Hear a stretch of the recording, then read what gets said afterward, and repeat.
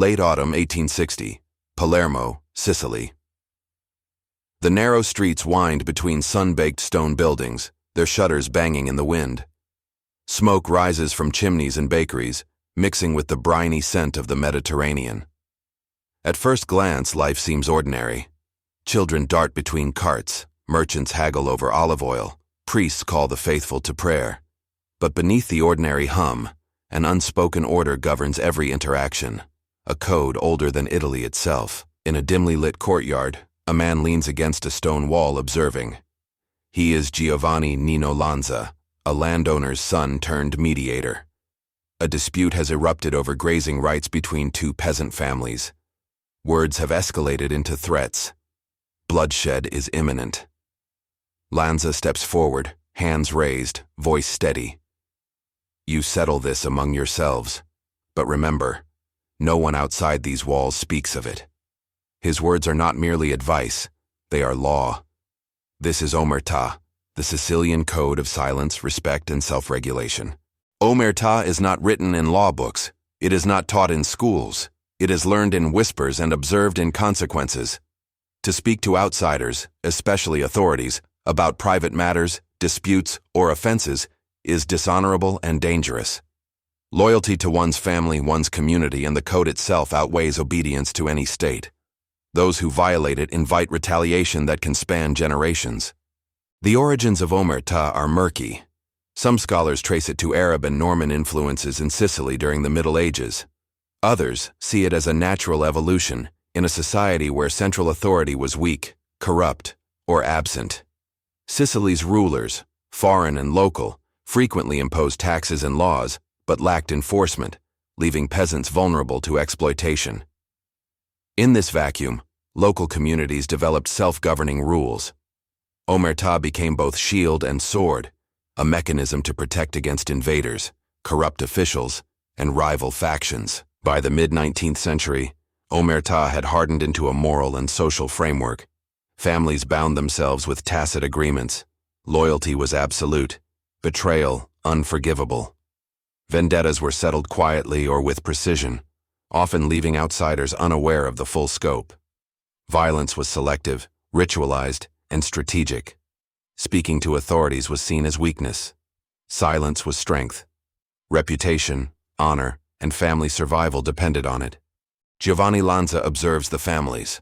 One nods in acceptance, the other hesitates. A young man's hand twitches near a knife. Lanza steps between them. A single glance conveys the consequences of defiance. Hours pass, and tempers cool. The dispute ends, not through formal law, but through respect for Omertà. In Sicily, this unspoken code governs survival as much as morality. The psychological impact of Omertà is profound.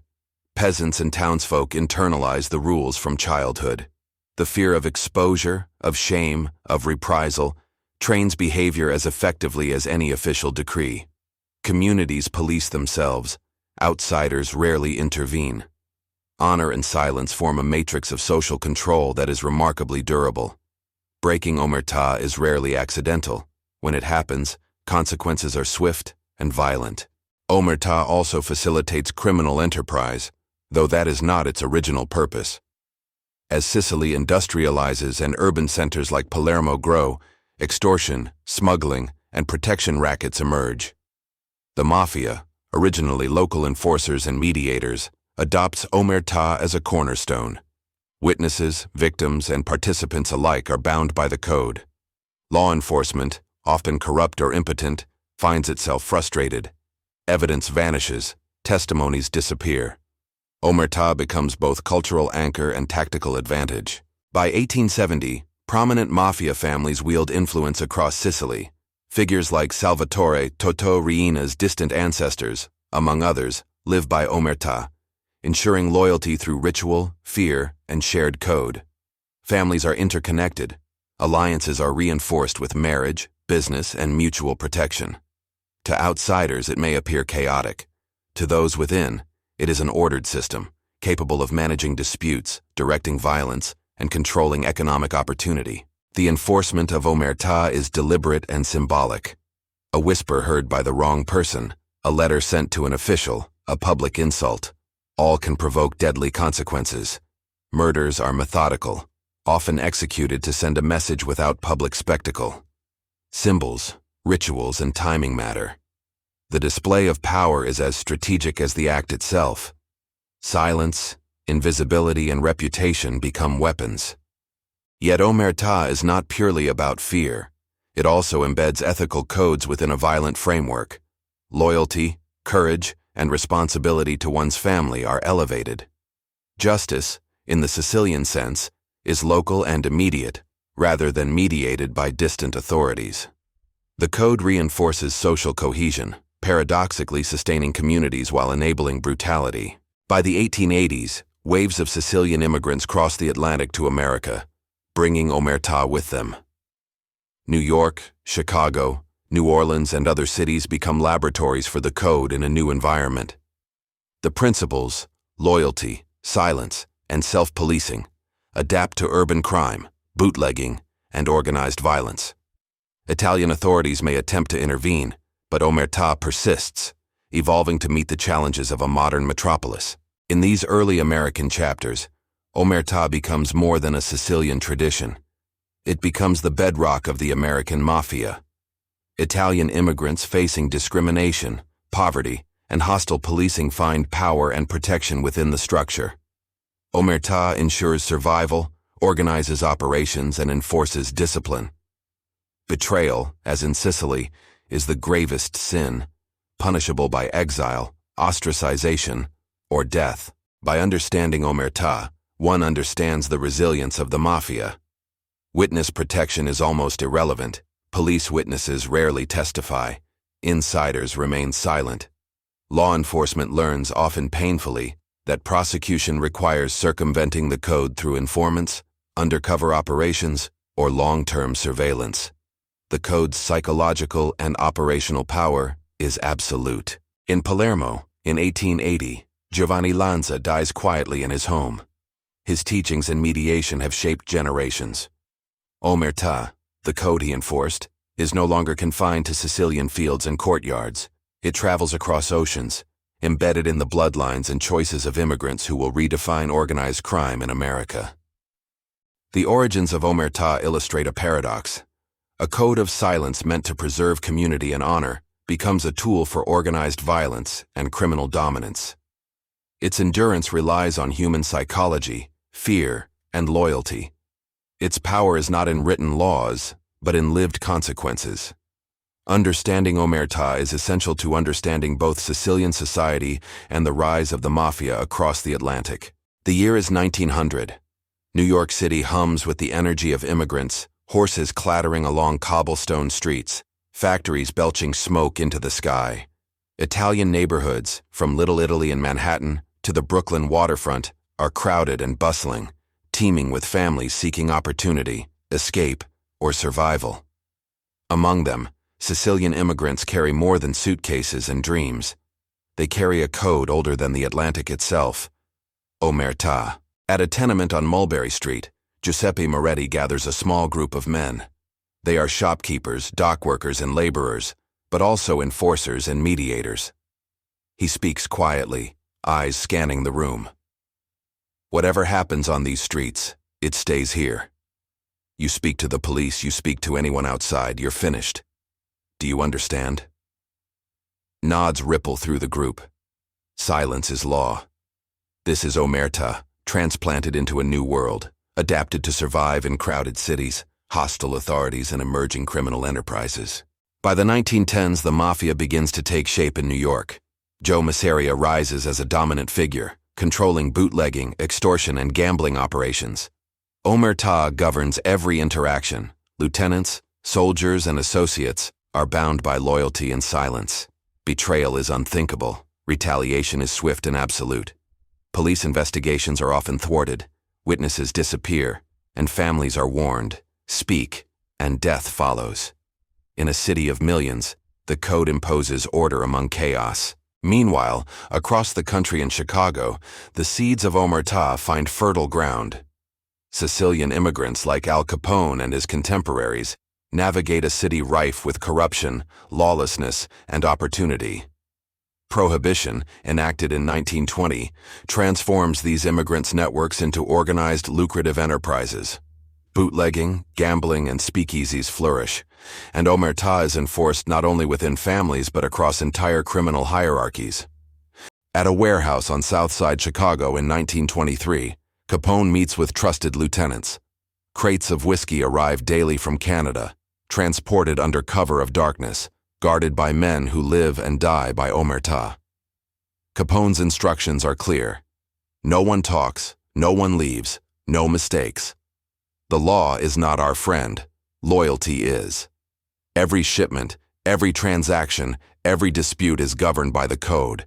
Any betrayal is punishable by death. Capone's network is a machine, precise, ruthless, and bound together by silence and trust. In New York, similar dynamics play out with Masseria and later Salvatore Maranzano. The Castellammarese War of 1930–1931 is a violent struggle for dominance among Sicilian and Neapolitan factions. Omertà dictates that no outsider may be consulted, that alliances are sacred, and that betrayal is fatal. Informants are non-existent, disputes are settled internally, and strategy is both tactical and psychological. Every assassination, every hit, is carried out with careful adherence to the code. Omertà also shapes recruitment and hierarchy. Soldiers are tested not only by skill, but by willingness to remain silent under pressure. Associates are inducted through ritualized oaths, often in front of God and trusted witnesses. Breaking the code is more than a professional failure. It is a moral and existential violation. Men disappear quietly, leaving only the echo of silence as a warning to others. Families, communities, and entire neighborhoods learn quickly. Omertà is absolute. The code's influence extends beyond crime. Within Italian-American communities, it becomes intertwined with notions of honor, respect, and family loyalty. Outsiders perceive the Mafia as violent, secretive, and ruthless. Insiders view it as protective, binding, and self-regulating. Omertà ensures survival in a society where prejudice, poverty, and law enforcement hostility combine to create a precarious existence. The code is both shield and sword, enforcing discipline, loyalty, and power. Throughout the 1920s, Omertà proves its operational value. Prosecutions of Mafia figures frequently fail. Evidence disappears. Witnesses vanish before testifying. Police officers, journalists, and politicians learn the hard lesson. The code is more formidable than statutes or brute force. Omertà is a force multiplier, ensuring that knowledge, loyalty, and silence are as potent as guns or money. Capone, Masseria, and later Lucky Luciano refine the code for the modern age. Hits are executed with meticulous planning, businesses are used as fronts, and alliances are carefully maintained. Omertà enforces discipline across continents and languages. In New York, Luciano implements a system of commission governance after the Castellammarese War, balancing power among families while ensuring that the code binds all participants. In Chicago, Capone uses it to consolidate dominance, enforce hierarchy, and eliminate threats. The psychological dimension of Omertà in America is striking. Fear, respect, and loyalty intertwine, shaping behavior and decision-making. Betrayal carries not only physical risk, but social death. Families of traitors face ostracism or retaliation. Knowledge is power, and silence is survival. Every interaction is weighed, every word measured, and every secret guarded. The American Mafia's success owes as much to Omertà as to ambition, firepower, or cunning. By the 1930s, Omertà has become institutionalized within the American Mafia. Its principles govern operations from Manhattan to Chicago, New Orleans to Detroit. The code shapes strategy, enforces hierarchy, and ensures survival. Informants are rare, prosecutions are difficult. Families and crews operate as disciplined units, capable of extraordinary coordination. The code, once Sicilian, now transcends geography, culture, and language. Even in moments of extraordinary violence, Omertà remains central. The murder of Masseria in 1931, followed by Maranzano's assassination, illustrates not only power struggles, but the strict adherence to secrecy.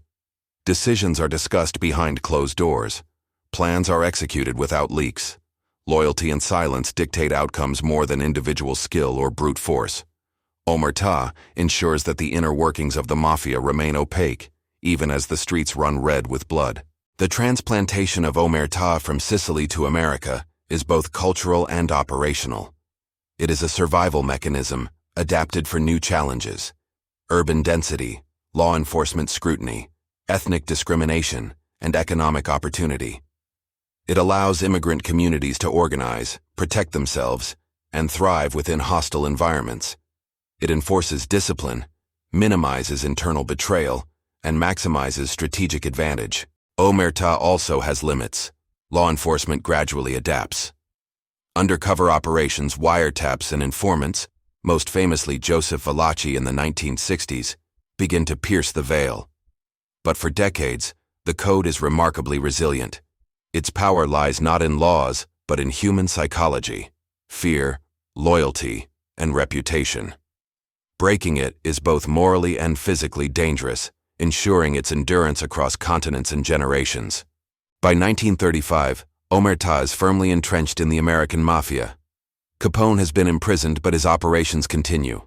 Luciano has reorganized the New York families.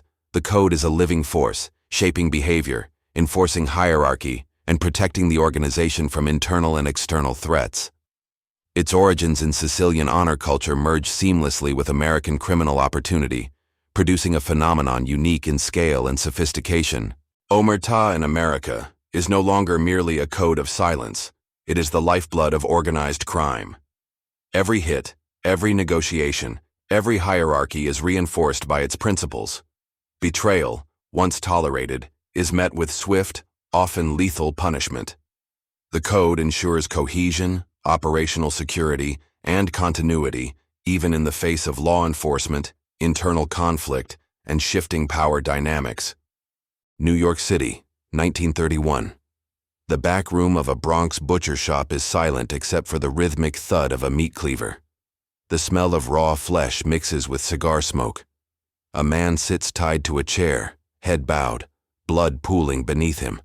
Around him stand 3 soldiers of the Moretti crew. One steps forward and speaks softly.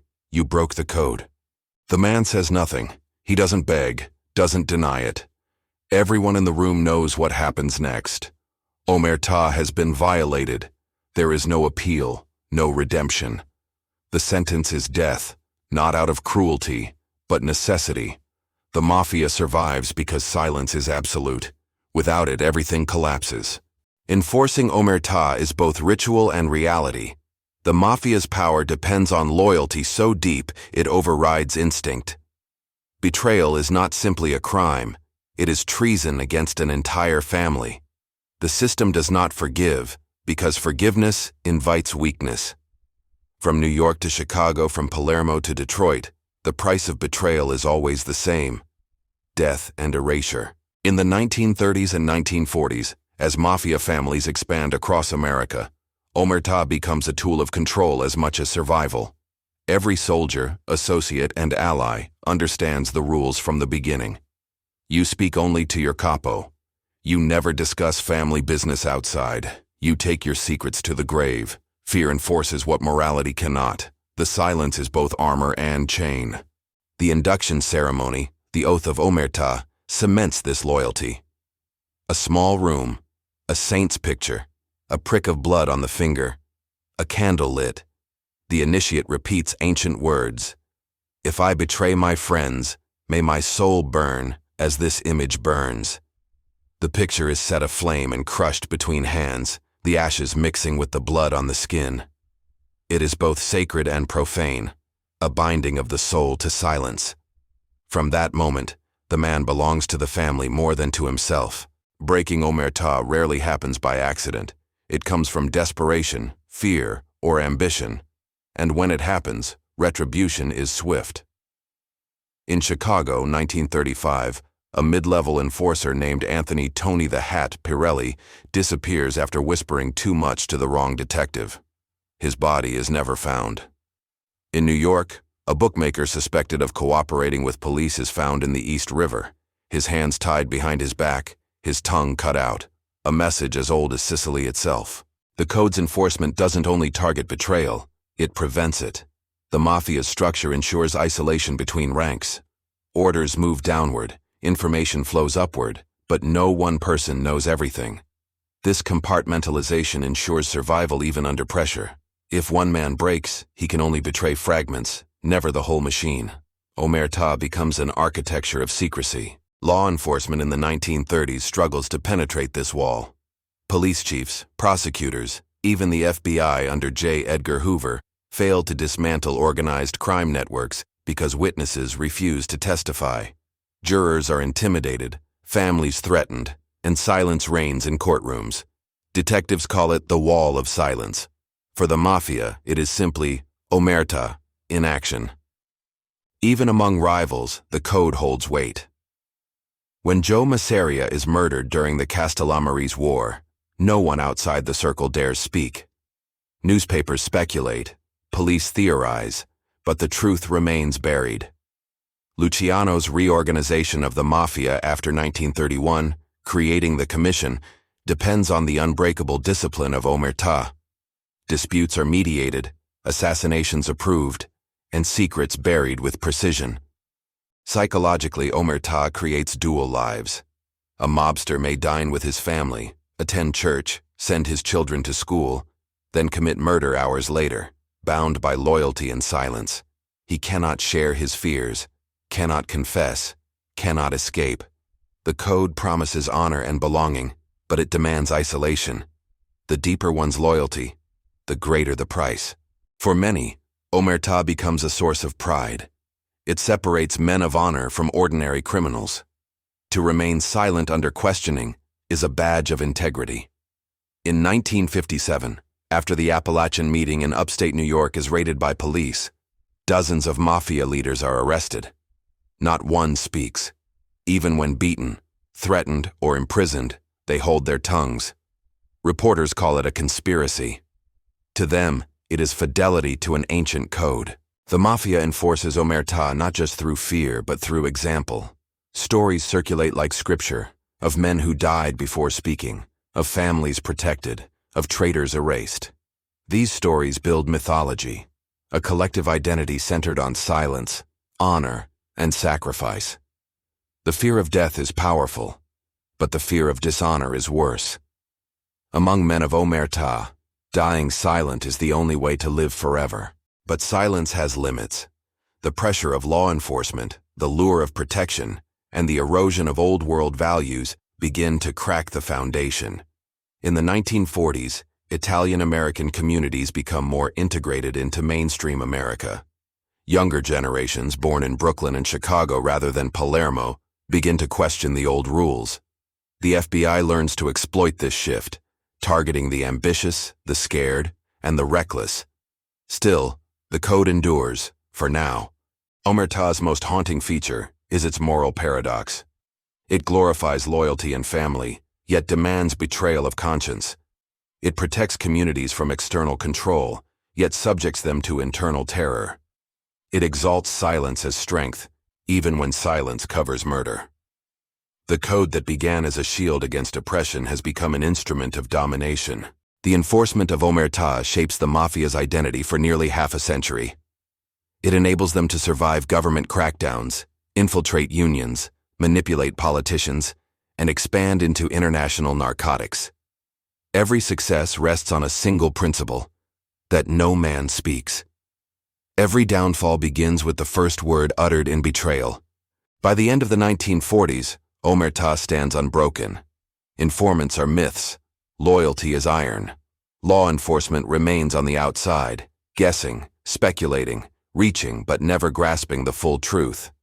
Inside the families, silence is sacred, fear is law, and betrayal is death. For those who live under Omertà, it is not just a rule, it is fate. The code binds blood, time, and memory. Men live by it. Men die for it. And in the shadows of New York and Chicago, in whispers and gunshots, the code ensures that the Mafia remains untouchable, for now. New York City, 1957. A cold rain falls on the upstate hills of Appalachian, New York. Dozens of luxury cars pull into the driveway of Joseph Barbara's estate. Inside, more than 60 Mafia bosses gather, the most powerful men in American organized crime. They believe their meeting is secret. They are wrong. Police swarm the property, blocking exits. The men scatter into the woods in suits and polished shoes, running through mud and briars. Some are caught, breathless and humiliated. For decades, the Mafia denied its own existence. Now, in one afternoon, the illusion is shattered. The press calls it the Appalachian Raid. The FBI, long hesitant to acknowledge organized crime, can no longer ignore it. But the Mafia's greatest danger doesn't come from outside. It comes from within. Omertà, the sacred code of silence, had shielded the Mafia for generations. Yet, in the wake of Appalachian, law enforcement intensifies pressure like never before. Wiretaps, surveillance, and federal prosecutions replace old local policing. The Bureau learns its enemy's language, hierarchy, and habits. Slowly they close in, not with bullets, but with patience. For the first time, cracks begin to show.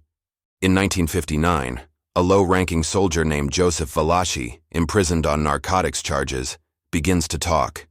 Under the weight of fear and isolation, he breaks the code that had once defined him. His betrayal is seismic. Sitting before a Senate committee in 1963, Valachi becomes the first made man to publicly confirm the existence of La Cosa Nostra. His words echo through the chamber. You live by the rules, you die by the rules. If you break them, you die faster. Television cameras capture his testimony. Millions of Americans watch in disbelief as Valachi maps the Mafia's inner workings, its structure, rituals, and blood oaths. For the first time, Omertà's secrets are not whispered in alleys or backrooms. They are broadcast nationwide. The code of silence, unbroken for nearly a century, begins to crumble under the weight of its own mythology. Valachi's defection doesn't destroy the Mafia overnight, but it opens a wound that will never fully heal. His revelations give law enforcement the framework it needs to understand organized crime as a system, not a series of isolated crimes. The FBI under J. Edgar Hoover, once reluctant to admit the Mafia's existence, launches the Top Hoodlum Program, a nationwide campaign targeting major Mafia figures. Omertà is no longer absolute. Still, most mobsters cling to it. They endure interrogations, prison sentences, and torture rather than betray their families. The idea of cooperating with the government remains unthinkable, a mark of cowardice worse than death. But the balance is shifting. The modern world, wiretaps, informant programs, plea deals, offers something Omertà never could: a way out. By the 1970s, new pressures intensify the cracks. The RICO Act, the Racketeer-Influenced and Corrupt Organizations Act, passed in 1970, changes everything. For the first time, prosecutors can charge entire organizations, not just individuals. The Mafia's structure, once its greatest strength, becomes its vulnerability. One man's testimony can bring down dozens. The code begins to fail under the strain of modernity. In Chicago, New York, and Philadelphia, soldiers and capos face decades in prison. Families fracture. Younger members, less rooted in Sicilian tradition, begin to question the old rules. Loyalty erodes under the weight of self-preservation. Fear, once the code's foundation, turns inward. The first major defection after Valachi is Joseph the Animal Barboza, a Boston enforcer for the Patriarca family. In 1967, facing a death sentence, Barboza flips. He testifies against his own bosses, entering the newly created Witness Protection Program. The concept itself is revolutionary, the government offering not just leniency, but a new identity. To old-world mafiosi, it's unthinkable. To the desperate, it's salvation. In the 1980s, the dam breaks. Sammy the Bull Gravano, underboss to John Gotti, one of the most feared figures in the modern mafia, turns informant in 1991. His testimony sends Gotti, the self-proclaimed Teflon Don, to prison for life. To the old guard, Gravano's betrayal is sacrilege. To the FBI, it's victory. Omertà, once unbreakable, lies in ruins. Each betrayal tears deeper into the Mafia's identity. The psychological weight of Omertà, once a badge of honor, becomes unbearable in a world of surveillance, plea bargains, and media exposure. The romanticized image of men of honor gives way to the reality of criminal bureaucracy, greed, and paranoia. By the 1990s, FBI infiltrations like Operation Donnie Brasco, the 6-year undercover mission by Agent Joseph Pistone, exposed the Mafia from within. Pistone, posing as jewel thief Donnie Brasco, lives among wise guys, eats with them, earns their trust. His work leads to more than 100 convictions. When his cover is revealed, the shock is existential. The Mafia, once bound by iron secrecy, had been deceived by a federal agent. Omertà had failed at its most fundamental purpose, to keep the family safe from outsiders. The code's erosion is not just operational, it's spiritual. Old mafiosi like Carlo Gambino and Vito Genovese once believed silence was sacred, a matter of dignity. By the late 20th century, that belief is nearly extinct. Pragmatism replaces principle. Fear replaces faith. Yet, even in decline, Omertà does not disappear. It mutates. Among surviving families, it remains a symbol of identity, an echo of the old world. Those who still live by it view themselves as the last men of honor in a dishonorable age. Silence becomes not just protection, but nostalgia, a connection to a time when the code meant something greater than survival. In 2002, former Colombo family boss Carmine the Snake Persico writes from prison, "They say Omertà is dead. Maybe so. But those who broke it died inside long before they opened their mouths." His words capture the paradox of the modern mafia. The world has changed. Surveillance, informants, digital trails. But the human longing for loyalty, belonging, and silence endures. Omertà may be cracked, but it still casts its shadow. By the dawn of the 21st century, the Mafia is no longer the untouchable empire it once was. Its leaders are imprisoned, its ranks thinned by betrayal, its code eroded by time. But the story of Omertà, its rise, its rule, and its fall, remains the key to understanding how an invisible brotherhood ruled through silence. For nearly a century, Omertà protected men who trusted fear more than freedom. And though the code has faded, its legacy lingers. In every courtroom confession, every hidden microphone, every whisper in a prison yard. The silence that once ruled the underworld now speaks volumes about its end. The 21st century opens not with a gunshot, but with silence. The Mafia, once America's hidden empire, now limps in the shadows of its former self. Many of its leaders are buried in prison cemeteries, their names remembered only in FBI files and faded mugshots. Yet one thing remains: the ghost of Omertà, haunting every corner of organized crime. For more than a century, Omertà wasn't just a rule. It was a religion. It demanded obedience, self-sacrifice, and loyalty unto death. It turned ordinary men into soldiers of secrecy, binding them with invisible chains stronger than blood. Even now, long after its collapse, that code echoes in whispers among those who still live by the old ways. But how did something born in the hills of Sicily survive oceans, generations, and global change, only to die by its own silence? To understand Omertà's legacy, we must return to its roots. In Sicily, Omertà was more than criminal ethics. It was survival. Centuries of foreign occupation, from Spanish to French to Italian rulers, taught peasants one truth: the state could not be trusted. To speak to outsiders was to invite ruin. The people learned to rely only on each other, on family, on honor, on silence.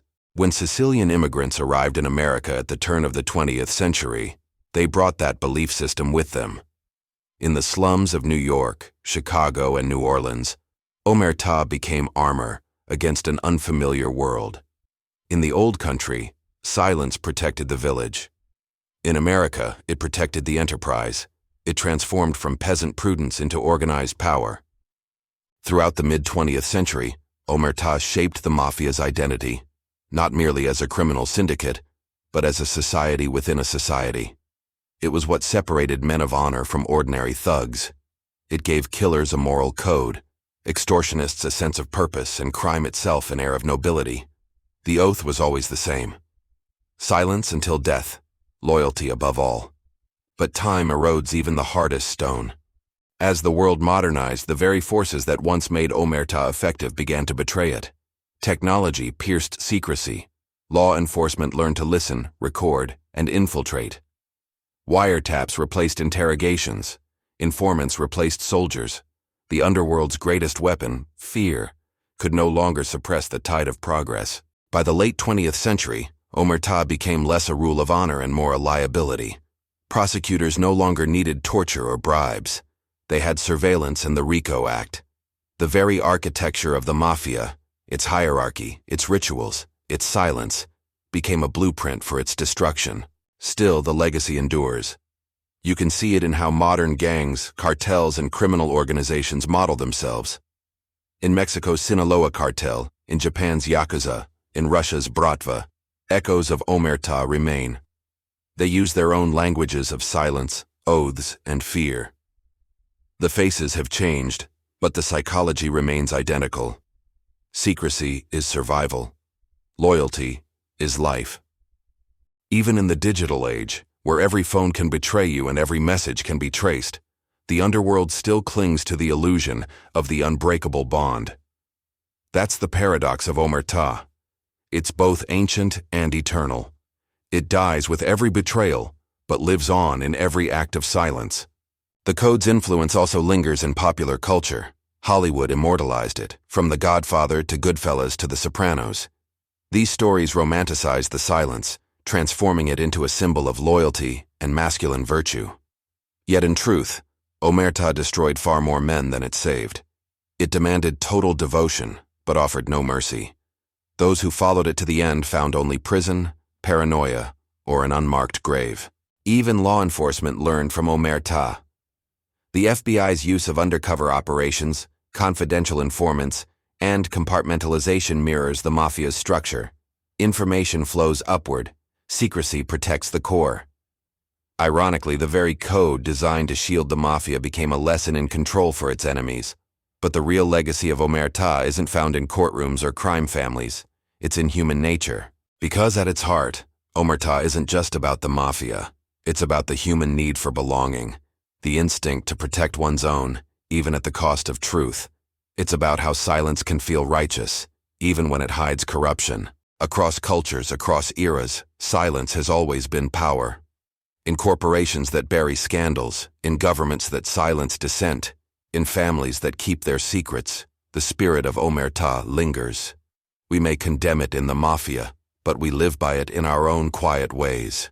By the 2000s, the Mafia's silence turned against itself. The digital age made secrecy nearly impossible. Surveillance cameras replaced neighborhood lookouts. Encrypted files replaced whispered conversations. The code became a relic, honored by those who remembered it, ignored by those who never believed in it. And yet, the very idea of Omertà refuses to die. It survives not because men still take blood oaths, but because every society, at every level, values silence when it protects power. Whether it's the Omertà of the Mafia, the blue wall of police loyalty, or the corporate veil of non-disclosure, the pattern remains. Silence sustains systems, even as it rots them from within. In the end, Omertà's downfall was inevitable, not because the code was weak, but because the men who upheld it were. Human greed, ambition, and fear proved stronger than any oath. The Mafia's greatest tragedy wasn't that it broke its own code. It's that it ever believed men could live by it forever. Today, in the ruins of old crime families, the elders still whisper about the old days, when a man's word was sacred, when silence was law. But the young no longer listen. They chase quick money, loud power, and fleeting fame. The quiet honor of Omertà has no place in a world that rewards noise. Still, for those who remember, Omertà remains the purest form of control. Silence as weapon, silence as faith, silence as curse. As one old mobster once said, staring out from behind prison bars, "We thought silence made us strong, but it just made us deaf to everything outside the life." And so, Omertà ends as it began, not with a confession, but with silence. Its echo lingers, faint but eternal in every secret the world still keeps.